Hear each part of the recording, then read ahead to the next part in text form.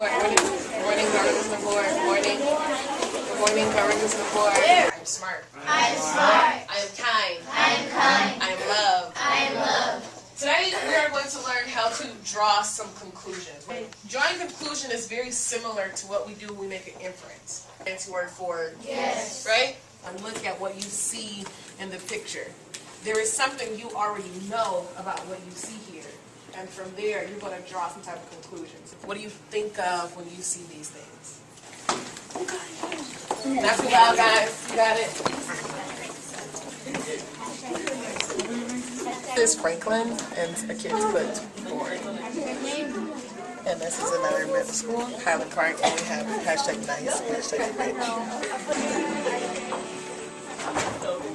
The way in which we look at something and then we come out of that with another thought or another word, very similar to the hashtag that you guys wrote on those posters in the hall.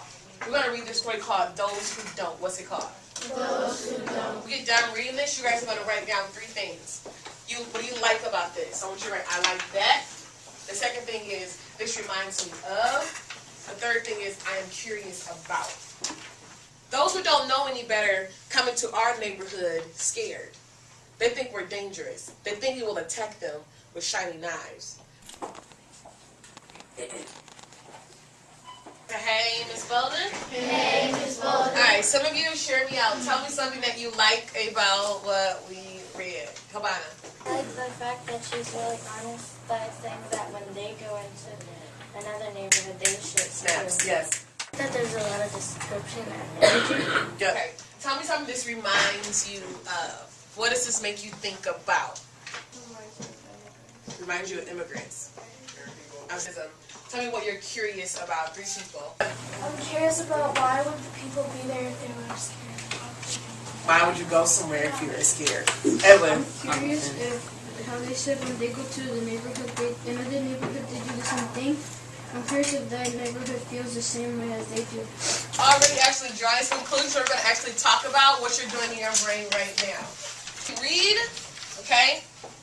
We make inferences and draw conclusions. Okay? We do this by looking at 2 things. How many things?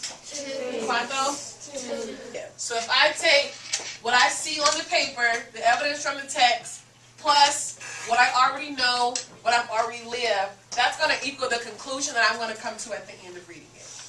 Okay. Now, I want to go back to that Sanders Cisneros article. I want you to take 5 minutes and work through that same process, and I want to hear you say, it says, I say, and so. Like, what do you see that tells you? We can infer that the speaker of the poem could feel safe around their own race. Right, why you didn't speak this way? If they're with their own race, family, and And so the person is safe because she's around people like You guys have figured out she's either African American or she's Hispanic. Talk about what happened when we went in the hall. You guys looked at these pictures from our school, and I think that's Highland Park Middle School, another school. And you guys immediately drew some conclusions based off what you saw in those pictures. Like people say, or it says that Highland Middle School is rich and safe. I say it looks like it's from the 1980s, and it looks pretty, ultimately lame. And so that school is super boring and long, lame lessons in adult color. But you don't really know. But based on my opinion, Or whatever. it's his opinion, guys. It's his opinion. Don't judge a book by its cover. What you guys are actually really operating out of is something called a bias. Say bias. Bias. Cynthia told Jefferson, he said, JJ said Jefferson was wrong. Cynthia said, that's his opinion. He can have his opinion. Your bias is really similar to your opinion. Yeah, we all carry these biases around in us. Now here's a question for you. Stay with me. Is it okay to have a bias? Yes. Okay? Hold it. Now, I'm going to ask you a question today. It's going to be our guiding question for the second half of class. What do our biases cost us? it can cause like arguments between 2 people. It can cause arguments between... Of course it could. Yep. It causes ignorance. Yes, it could cause ignorance. What else? It can cause sometimes war because when a country has one bias and the other country has another bias. And I love you guys. I honestly love you smart people. First, I want us to read the case of Jordan Davis, and then when we circle up, we're going to move towards Raul from Box Masquerade, who we already know. Right? There was an individual, and his name was Michael Dunn. Say Michael Dunn. Michael Dunn was carrying some biases. He was carrying some opinions already and some ideas. What he already knew, that second part caused him to act off something that he saw. He drew some conclusion. He acted off of something. It says that there were 3 young African American boys. And I say that due to stereotypes, people think that African American people are dangerous.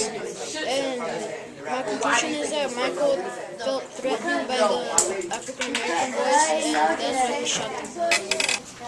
He thought that Michael Jordan Davis. or Michael Dunn had one of his biases was that just because Jordan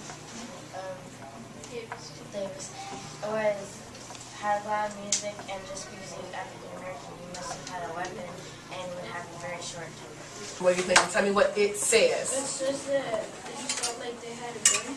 What do you know? I know that people they tend to react too fast when they feel threatened. And so my conclusion is that he reacted too fast and didn't think before acting. From there. So give me your general reactions to this case and what you think and like what's on your mind right now at the moment. Chelsea. Why would you give me this message if you know I'm still in this face? That's what we're supposed to do though in this room. We're supposed to challenge the things that we disagree with and that we don't like. If we don't challenge them in here, how can you challenge them out there in the rest of the world? Like, I kind of do disagree with why he did it, but I can't blame him because maybe he grew up in that kind of society that maybe he learned to do this and maybe he didn't know something, what else to do. Unfortunately, people draw these conclusions about us and they cause us to act. I want to go back to the first question that you went into. What do our biases and stereotypes cost us? What does it cost us? Aaliyah? It cost us lives. Why do you say that? Because he's not the only one that died because of a bias. He's not the only one that's died because of a bias. Who else has died because of biases? Who else? Trayvon Martin. Sure, Trayvon Martin died because of biases. Who else? There are other people in this world who died because of biases. Martin Luther King. Martin Luther King died because of bias. Who else? Anne Frank? Yes. Anne Frank. John F. Kennedy died because of a bias. Tell me, who else? Like victims of bullying that have like committed suicide because of other people's bias. You guys remember when we read Bronx Masquerade? Yes. There were tons and tons and tons of biases in this book. How many of you say there might be some stereotype or bias towards you? I know a few I can name for myself. Like a lot of people think all of Africa is like really poor and most people think that all of the Asian people are good at math in school or do kung fu or taekwondo or karate. A lot of people, especially white people, think that Mexicans are like cholos and like they steal everything. We're going to read Zorro by Raul Ramirez, okay? We're going to end class today with you guys writing, okay, a poem about a bias or a stereotype that surrounds you.